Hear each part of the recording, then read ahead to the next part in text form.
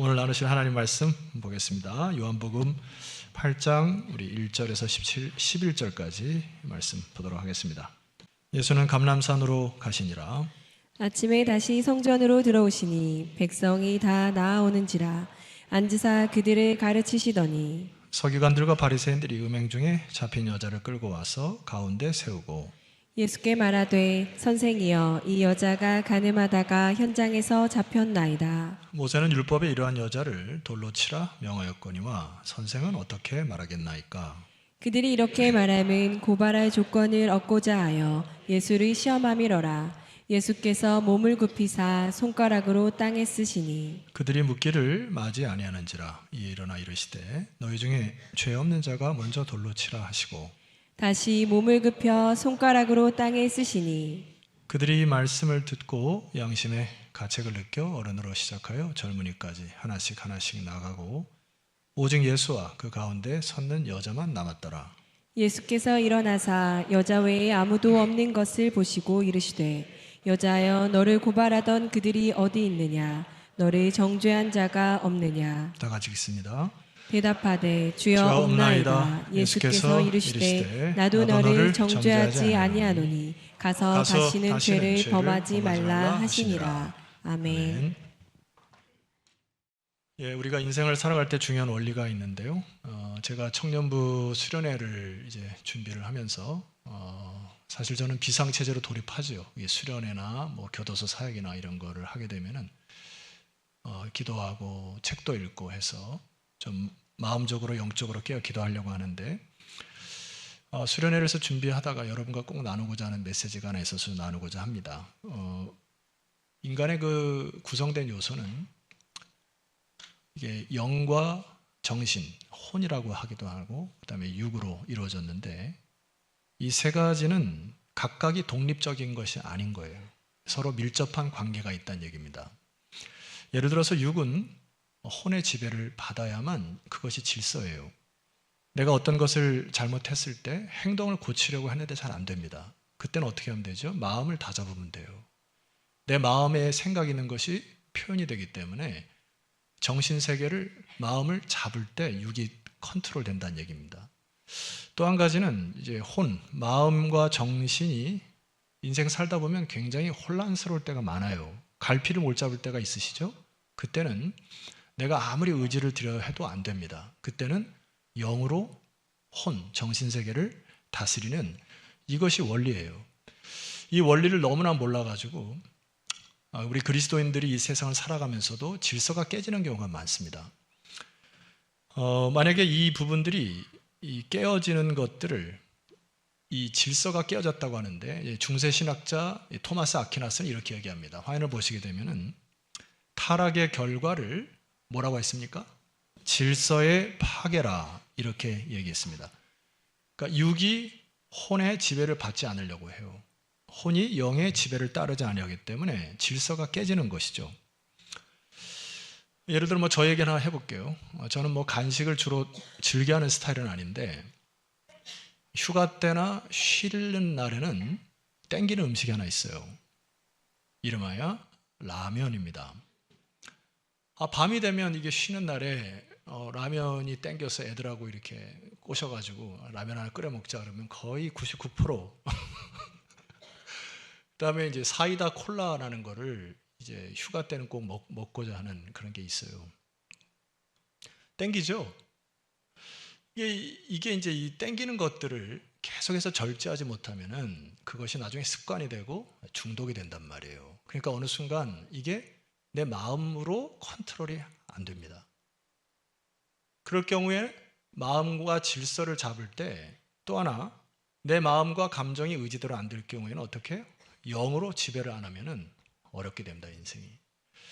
자, 예를 들어 보면 이렇게 사람마다 깨어진 채로 강화된 것이 생기게 됩니다. 육이 강한 사람들이 있어요. 육이 강한 사람들은 본능에 충실하게 됩니다. 예를 들어서 먹고 싶으면 먹고, 자고 싶으면 자고, 싸고 싶으면 그 고기까지는 안 하고, 약한 놈 보면 쫓아가서 혼내고, 강한 놈 보면 도망가고. 이게 육체적 본능인 거예요. 화가 나면 주체 없이 막 화를 내고 나는 뒤끝 없어 하고 돌아가고. 뭐예요 그게? 이게 육의 본능대로 살아가는 거고요. 혼이 강한, 정신이 강한 사람들의 특징이 있습니다. 이거는 전도서 7장 29절을 보시게 되면 아주 정확한 단어 하나가 있습니다. 한번 읽어볼까요? 자, 시작. 내가 깨달은 것은 오직 이것이라 곧 하나님의 사람을 정직하게 지으셨으나 사람이 많은 꾀들을 낸 것이니라. 자, 여기 보면 꾀라고 하는 단어를 주목하셔야 합니다. 여기 꾀라는 단어를 히브리어에 보면은 히샤본이라는 단어인데 정신적 계략과 책략으로 이야기를 합니다. 그러니까 이런 꾀가 인생에 많아지게 될 경우에 나타나는 현상을 제가 보니까 한 4가지가 나타나요. 첫 번째는 나의 인생에서 하나님이 무엇을 원하는가라고 하는 인생의 목적과 방향이 아니고 지금 어떻게 하는 것이 나에게 있어서 최선인가라고 하는 자아중심적인 상태가 됩니다. 하나님의 뜻에는 아랑곳 하지 아니하고 내가 무엇이 내게 가장 베스트인가를 늘 찾아야 돼요. 이 자아중심적이라고 하는 거고, 두 번째는 이러한 그 정신세계가 강한, 마음이 강한, 혼이 강한 사람들의 특징 두 번째는 자아가 강합니다. 그래서 내 생각이 절대 옳다고 얘기를 하기 때문에 옆에 사람이 대화하기가 싫어져요. 소통이 안 됩니다. 뭔 얘기만 하면 지 말만 하고 자기 말만 하고 그리고 끝나고 나면은 아무런 바뀐 거 없으니까 사람들이 대화하기 싫어지게 됩니다. 이 소통이 부재하게 돼요. 세 번째 특징은 뭐냐면은 자기 보호에 집착을 합니다. 상처를 받기 싫으니까 마음의 문을 닫아버려요. 그리고 너는 이 정도 오지 말고 나도 안 갈 거야 하게 됩니다. 자기의 성을 쌓게 돼요. 그리고 남에게 대해서 자꾸 비판을 가합니다. 환경 때문에 탓을 하고요. 남에게 비판을 가하고 부정적으로 만들어서 그것을 계속해서 정당화하는 자기 보호에 빠지게 됩니다. 마지막 하나는 자기 애적 성향을 가지게 돼요. 자기를 항상 피해자처럼 느껴집니다. 어떤 일이 펼쳐지면은 나는 늘 피해자예요. 그래서 이것이 안 되면은 상황이 안 되면 화를 내버려요. 짜증을 내고 화를 내버려서 자기를 보호하기 시작합니다. 이게 그리스도인들 중에도 있다는 얘기입니다. 왜냐하면 혼이 강하거나 육이 강할 때 이런 현상들이 나타나고요. 이런 현상들의 가장 특징 중에 하나는 여러분 기도를 잘 안 하게 됩니다. 왜냐하면 하나님을 알지만 하나님에게도 약간 벽을 치는 거예요. 자기 뜻대로 해야 되는데 하나님의 말씀을 듣거나 기도하면 자꾸 양심을 찌르거든요. 그러니까 하기 싫은 겁니다. 기도를. 그래서 기도하는 척하는 거고 그냥 공식적으로 나와서 기도하는 것이지 하나님 앞에서 깊은 기도의 단계로 가기가 어렵습니다. 깊은 기도의 단계로 가서 성령의 음성을 들을 때 자아가 부서지고 깨어지는 것이 싫은 거예요. 그래야므로 자기가 기도 생활이 잘 안 된다 하면 자연스럽게 육과 혼, 정신세계가 강한 사람의 특성이 될 수밖에 없다는 것이 원리예요. 자, 이 원리를 가지고 본문을 한번 보시면 됩니다. 제가 읽어볼게요. 예수는 감람산으로 가시니라 했어요. 아침에 다시 성전으로 돌아오시니 백성이 다 나오는지라 앉으사 그들을 가르치셨습니다. 자, 그런데 갑자기 뜬금없이 어떤 사건이 펼쳐져요. 여러분 3절과 4절을 여러분 읽어보도록 하겠습니다. 시작. 서기관들과 바리새인들이 음행 중에 잡힌 여자를 끌고 와서 가운데 세우고 예수께 말하되 선생이여 이 여자가 가늠하다가 현장에서 잡혔나이다. 굉장히 뜬금없는 사건을 가지고 얘기 중에 음행한 여자를 잡아다가 갑자기 훅 들어온 사건입니다. 도대체 이 서기관과 바리새인들이 왜 이런 일을 하냐 말입니다. 이거는 위로 조금 올라가시면 스토리를 알 수 있어요. 7장 45절로 한번 올라가 보십시다. 성경 갖고 계신 분 한번 펴보세요. 아랫사람들이 이렇게 기록되어 있죠. 그러니까 서기관과 바리새인들이 이미 뭔가를 시켰는데 그 시킨 것이 잘 안 된 겁니다. 뭘 시켰을까요? 예수를 잡아오라 했는데 이들이 예수를 잡아오지 않은 겁니다. 아랫사람들이 대제사장들과 바리새인들에게 오니 그들이 묻되 어찌하여 잡아오지 아니하였느냐? 아랫사람들이 대답하되 그 사람이 말하는 것처럼 말한 사람은 이때까지 없었나이다. 바리새인들이 대답하되 너희도 뭐 되었느냐? 미혹됐냐? 아니 시키면 시키는 대로 하는 것이지 뭔 잔말이 많아? 이런 거예요. 에이씨 내가 한다. 그리고 서기관과 바리새인들이 작당되어 갑자기 혈안이 되어 예수를 잡으려고 혈안이 되어서 지금 이들이 집중 공격을 하는 겁니다. 저는 이게 동물의 왕국에서 하이에나가 떠올라요. 집단적으로 모여가지고 한 동물을 갖다가 포위해가지고 죽이려고 하는 이 집단 악을 제가 보게 됩니다. 여러분, 여기서 우리가 추적 관찰을 해봐야 될 것이 있어요. 여기 자아중심적인 사람들이 모여가지고 음행 중에 잡힌 여자를 끌고 왔습니다. 그리고 이 여인이 죄인임을 입증을 하려고 하는데, 여러분, 뭐가 안 보이냐면은 이 여인을 현장에서 체포했단 말이에요. 그러면 몇 사람을 데리고 와야 됩니까? 2사람. 간음을 혼자 합니까?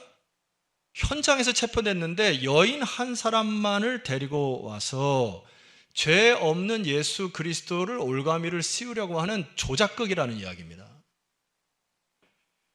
이는 이들이 눈에 보이지 않자 지금 예수 그리스도를 죄인으로 몰아갈 뿐만 아니라, 여러분, 현장 중에 잡혔기 때문에 이 여인은 아마 실오라기 하나 정도 거친 정도의 몸이었을 것 같아요. 잠을 자다가 후다닥 들어와가지고 잡아갔으니 제대로 옷을 입을 가능성이 없습니다. 그리고 질질 끌려오거나 이렇게 사람들이 밀면서 왔기 때문에 곳곳에서 상처가 날 가능성이 높아요. 그런데 이들의 상황은 전혀 여인의 인권이나 그 여인에 대한 상황에 마음이 없습니다.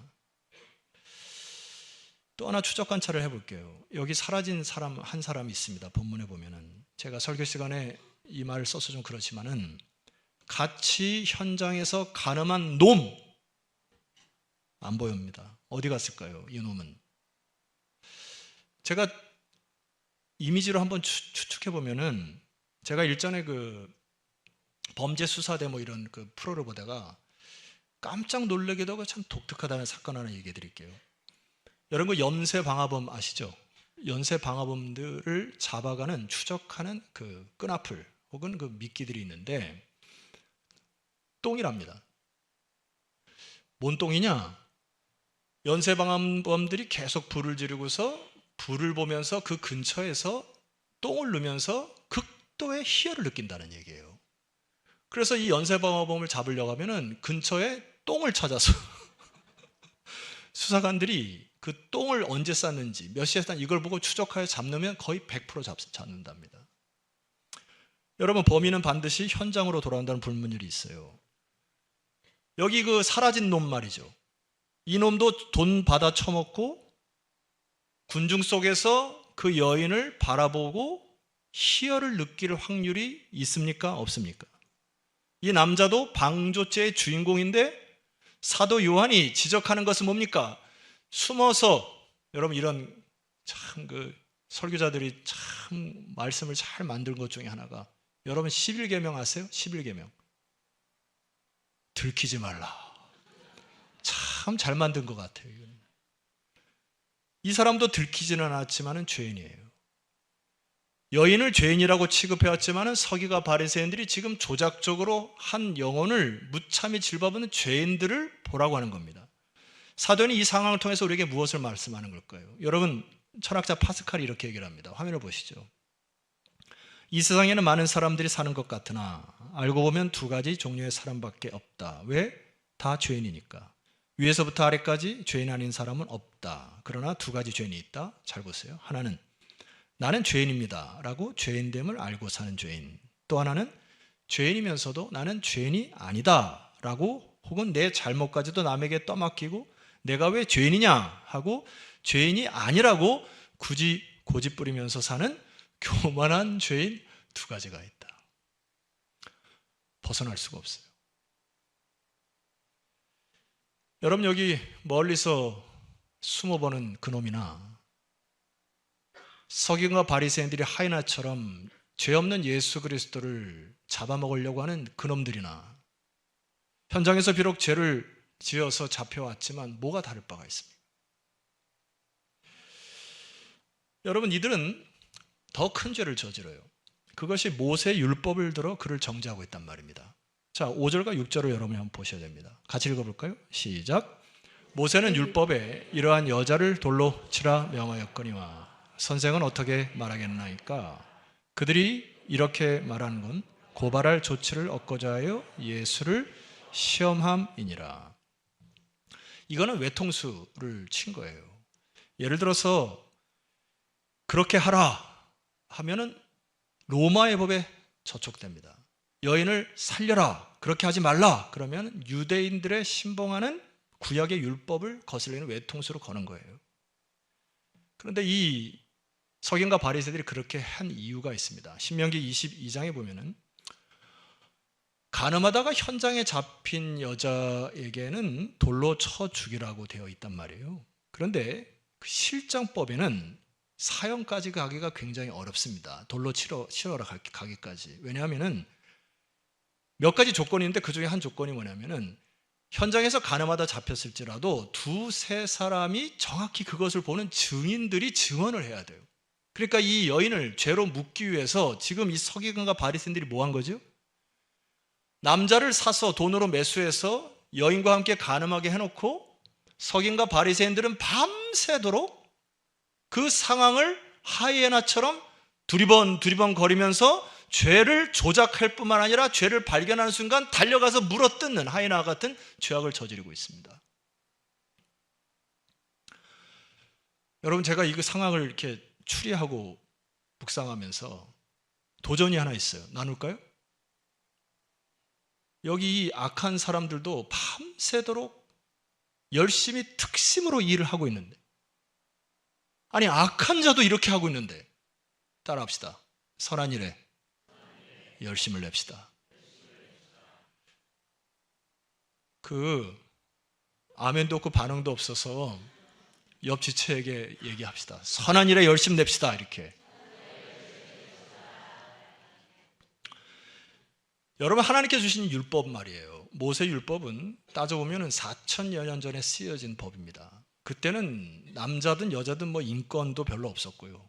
그래서 그들이 새로운 나라를 세울 때 이들이 하나님의 법을 가지고 사회를 세워가려고 하는 법인데, 이들은 이 법을 잘못 이해를 하고 본질을 왜곡시키는 악이 있습니다. 그 시대는 약육강식의 시대이기 때문에 여자의 연약함, 힘없는 남성들을 보호하기 위해서 그 법을 만든 거예요. 그러니까 결혼을 했는데 힘 있는 자가 뺐으니까 간음이 죄다라고 하니까 가정을 지키고 사회를 세우려고 하는 그 본질에 대한 이 부분이 여러분 느껴집니까? 율법의 정신은 간음해서 돌로 쳐라, 이게 목적이 아니고 그만큼 위중한 죄니 너희들 간음하지 말고 가정을 지키고 서로 사랑해요, 이 사회를 세워라, 이 살리는 법 아니에요? 근데 이들의 죄는 뭐예요? 하나님의 말씀, 율법까지도 자기의 의, 자기 보호적인, 자기 애적인 상황으로 그 법을 재해석하여 자기 멋대로 해석을 하여 사람을 정죄하고 죽이는 일에 이 율법을 사용하는 악한 것들입니다. 여러분, 오늘 우리가 얼마나 이런 악을 저지른지 몰라요. 신앙생활을 하면서 나도 모르게 자기가 정한 규율이나 규범 혹은 법칙과 원칙을 만들어 놓고 다른 사람에게 이래라 저래라 간섭하는 거 위험합니다. 신앙이 이런 것이다 라고 하고 다른 사람을 가르치고 옥죄는 거 위험한 겁니다. 사랑과 관심이 없는 상황 속에서 이들이 펼쳐지는 악은 자기 보호적인 악이에요. 사도 요한이 지적하는 게 뭡니까? 여인이든 서기관든 바리새인이든 훔쳐보는 그놈이든 다 똑같다라는 얘기입니다. 여러분, 이 말씀 여러분 자신을 비추시기를 소망해요.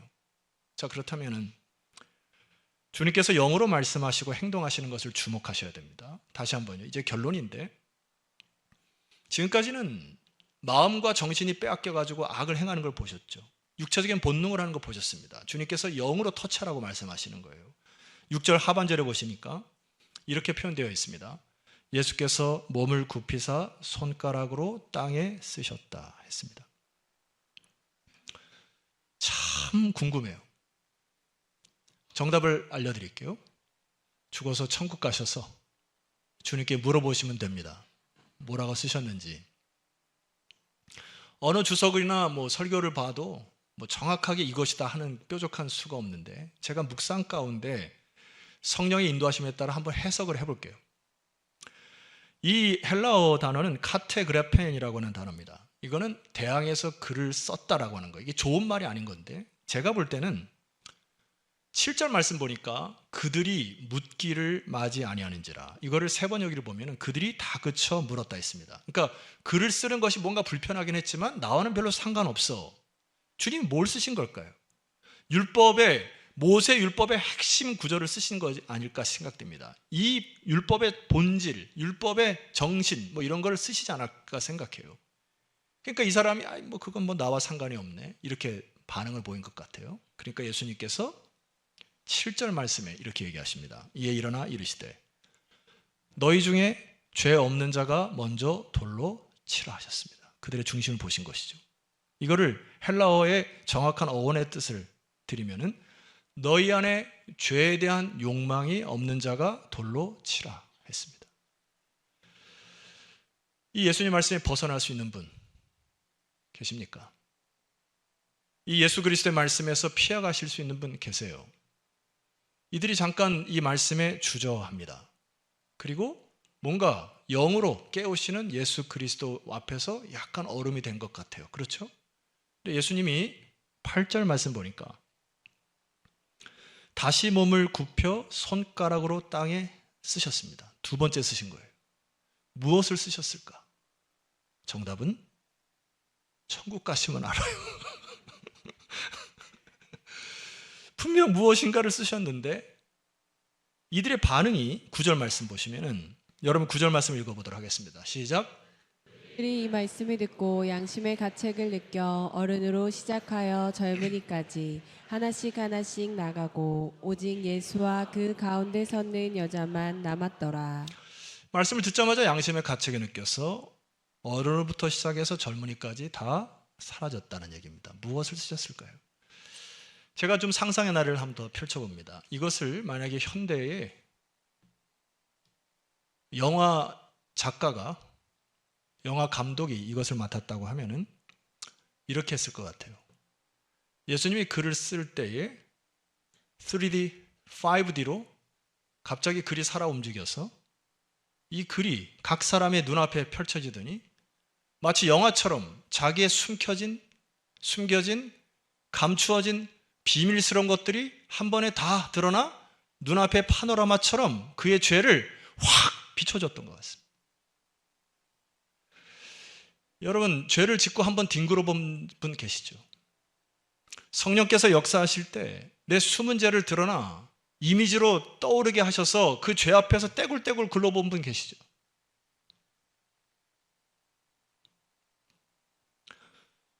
여러분, 죄가 오면 왜 은혜가 있습니까? 지난주 제가 교도소 사역을 감당했는데 오늘 여러분과 함께 똑같이 인사를 하라 그랬어요. 고맙고 감사합니다. 고맙습니다. 감사합니다를 서로 인사해보라 그랬어요. 그랬더니 한 10% 정도만 인사를 하더라고요. 나머지는 차갑게 쳐다보지도 않더라고요. 물론 저도 차갑게 계속 쳐다보고 있더라고요. 오늘 제가 여러분에게 인사라고 하니까 한 90%는 인사하셨습니다. 제가 교도소에 딱 서서 말씀을 전하는데 이런 마음이 들더라고요. 죄수복을 입은 죄인과 평상복을 입은 죄인. 이 죄인이 그들에게 뭐라고 정죄할 수 있겠어요? 제가 목사라고요? 그들의 숨은 죄, 더러운 죄를 내가 뭐라고 질타할 수 있겠습니까? 여러분, 누가 누구를 정죄할 수 있겠어요? 이 세상에 그 누구가요? 어떤 사람이 다른 사람의 죄와 허물을 들추어놔서 그것을 손가락질할 자격이 있습니까? 근데 여러분, 축복이 뭐냐고요, 도대체? 이 여인이 갖고 있는 축복이 뭐냐고요? 이 여인은 여러분 9절 하반절을 다시 한번 보면 좋겠습니다. 우리 9절을 한번 다시 읽어봅시다. 9절입니다. 시작. 그들이 이 말씀을 듣고 양심의 가책을 느껴 어른으로 시작하여 젊은이까지 하나씩 하나씩 나가고 오직 예수와 그 가운데 섰는 여자만 남았더라. 이 여자는 죄를 알고 주 앞에 서 있는 것이 축복입니다. 그 앞에 죄가 있음을 알고 깨닫고 서 있는 것이 축복이라고요. 내가 설교자로 교도소에서 설교를 할 때 그들에게 죄에 대해서 얘기를 하고 은혜에 대해서 얘기를 하지만은 나도 죄를 알지 못하고 나도 죄인이 아니라고 하면 교만인 것입니다. 죄를 알고 주 앞에 서는 것이 축복이라고요. 다시 한번 얘기합니다. 죄를 인정하고 주 앞에 서는 것이 축복입니다. 왜입니까? 지난주에 사무엘상을 묵상을 하는데 다윗이라는 사람에게 꼬리표처럼 따라붙는 게 있습니다. 그가 여호와와 함께 하심으로 그가 가는 곳마다 형통하더라. 그가 여호와와 함께 하심으로 하나님이 함께 하심으로 이게 항상 꼬리표처럼 따라붙어요. 다윗 무소빌의 권력자입니다. 왕 중의 왕이었어요. 그가 말 한마디면 첩을 삼는 것은 문제도 아닙니다. 근데 어느 날 간음죄를 저지르고 하나님 앞에서 자기의 추악한 죄가 하나님 앞에서 비춰주는 순간 다윗은 몸부림을 칩니다. 그리고 지은 시가 뭘까요? 시편 51편이에요. 여러분 한번 보세요. 화면을 보시면은 하나님께서 구하시는 제사는 뭐라고요? 상한 심령이라. 하나님이여 상하고 통하는 마음을 주께서 멸시하지 아니하실 것입니다 하고 고백을 합니다. 하나님 앞에 서니 자기의 죄가 상한 심령이 되었다 합니다. 상한 심령이라고 하는 것은 히브리어 단어로 보니까 망치로 유리와 이런 벽돌 같은 것을 깨가지고 가루를 만드는 것을 얘기를 해요. 하나님 앞에서 나의 죄를 들고 그 앞에서 서니까 어느 순간 내 안에 있는 육적인 본능 혹은 정신적인 죄악들, 마음적으로 지었던 수많은 죄들이 으깨어지고 산산조각 부서져서 하나님 내가 어찌할 수 없습니다 라고 하고 납작 엎드릴 때 그때 하나님의 영이 다윗을 움직여서 하나님의 사람으로 만들어가는 영의 사람이 된 거 보이십니까? 여러분 우리 시대에 죄가 있는 것에 축복이 있다는 말이 뭐예요? 어쩌면 우리는 거들먹거리면서 서기관과 바리새인들처럼 많은 사람들의 죄를 지적하고 다니고 저 사람은 어떻고 이렇고 저 교회는 어떻고 이렇고 라고 한 수많은 비판과 정죄 속에서 살아가지 않습니까? 아니면 그 도망간 놈, 지켜보는 놈처럼 들키지 않은 죄로 그냥 비겁하게 인생을 살아가는 그 모습 아닙니까? 철학자 키에르케고르는 하나님 앞에 홀로선 단독자로 서라고 그렇게 얘기를 합니다. 여러분 주 앞에 있는 모습 그대로 서시기를 소망합니다. 여러분의 심령이 깨어지고 으깨어져서 가루가 될 때까지 상한 심령이 될 때 비로소 영이 움직이는 인생이 될 줄 믿습니다. 예수님이 이 여인을 통하여 우리에게 마지막 살리는 말씀이 있습니다. 이 말씀에 주목하셔야 됩니다. 우리가 10절, 11절 말씀 함께 읽습니다. 시작. 예수께서 일어나서 여자 외에 아무도 없는 것을 보시고 이르시되 여자여 너를 고발하던 그들이 어디 있느냐? 너를 정죄한 자가 없느냐? 11절. 시되 나도 너를 정죄하지 아니하노니 가서 다시는 죄를 범하지 말라 하시니라. 예수님이 이 여인과 마지막 말씀을 나눈 것이 다시는 가서 너가 죄를 범치 말라는 말씀을 듣고 헤어집니다. 여러분 이 말씀이 여인에게는 짐이 되었을까요? 은혜가 되었을까요? 아마 이 말씀만 있다고 하면은 우리는 또다시 죄를 짓지 않기 위하여 나의 마음을 다하고 막 의지를 다할 것입니다. 그리고 또다시 넘어질 거고 또다시 힘든 인생을 살아갈 거고 어렵게 살아갈 거예요. 주님께서 하신 이 말씀은 여기에서 끝나는 게 아니에요. 여러분 순서를 보셔야 됩니다. 다시 한번 읽어볼게요. 제가 읽습니다. 11절. 대답하되 주여 없나이다. 나도 너를 정죄하지 아니하노니. 이것이 먼저입니다. 예수님이 이 여인에게 내가 너를 정죄하지 아니한다고 하는 은혜를 먼저 베푸신 거예요. 예수님은 우리의 죄를 먼저 속죄하심으로 그 여인에게 죄 없다 하심으로 그 어느 누구가 죄 있다 할 수 없는 하나님의 은혜 가운데 있는 것이 그 여인의 상태가 된 것입니다. 모세 율법도 마찬가지예요. 하나님 모세에게 율법을 줄 때 첫 판은 깨졌지만 두 번째 율법을 주시고서 하나님의 언약궤를 만드십니다. 언약궤 위에 무엇을 두시죠? 천사의 그룹을 둬가지고 천사의 날개를 통해서 그 자리를 시은소라 합니다. 베풀시, 은혜, 은, 장소, 소. 율법은 하나님의 은혜로 덮어야 살아나는 것입니다. 여러분의 죄도 하나님의 은혜와 하나님의 은총으로 덮어야 살아나는 것입니다. 주님께서 뭐라 얘기하신 거예요? 내가 너를 정죄하지 아니한다. 이것은 예수 그리스도의 은혜인 것입니다. 사랑하는 성도 여러분, 주님께서 여러분을 정죄하지 않다 하심으로 믿음으로 일어서시기를 소망합니다. 그리고 우리는 죄를 질 때 상한 심령으로 주 앞에 나오면 됩니다.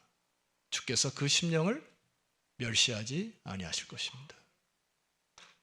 이것이 영으로 살아가는 사람들의 특징이에요. 로마서 8장 1절, 제가 말씀을 6절까지 선포하니까 아멘 하시는 분, 은혜로 아멘 하신 분 하시면 좋겠습니다. 그러므로 이제 그리스도 예수 안에 있는 자에게는 결코 정죄함이 없나니 이는 그리스도 예수 안에 있는 생명의 성령의 법이 죄와 사망의 법에서 너를 해방하였음이니라. 아멘이시죠? 3절입니다. 율법이 육신으로 말미암아 연약하여 할 수 없는 그것을 하나님은 아시나니 곧 죄로 말미암아 자기 아들을 죄에 있는 육신의 모양으로 보내어 육신의 죄를 정하사 4절입니다. 육신을 따르지 않고 그 영을 따라 행하는 우리에게 율법의 요구가 이루어지게 하려 하심이니라. 자, 5절 함께 선포하고 아멘 합시다. 시작. 육신을 따르는 자는 육신의 일을, 영을 따르는 자는 영의 일을 생각하나니. 아멘. 6절 한 번 더. 육신의 생각은 사망이고 영의 생각은 생명과 평안이니라.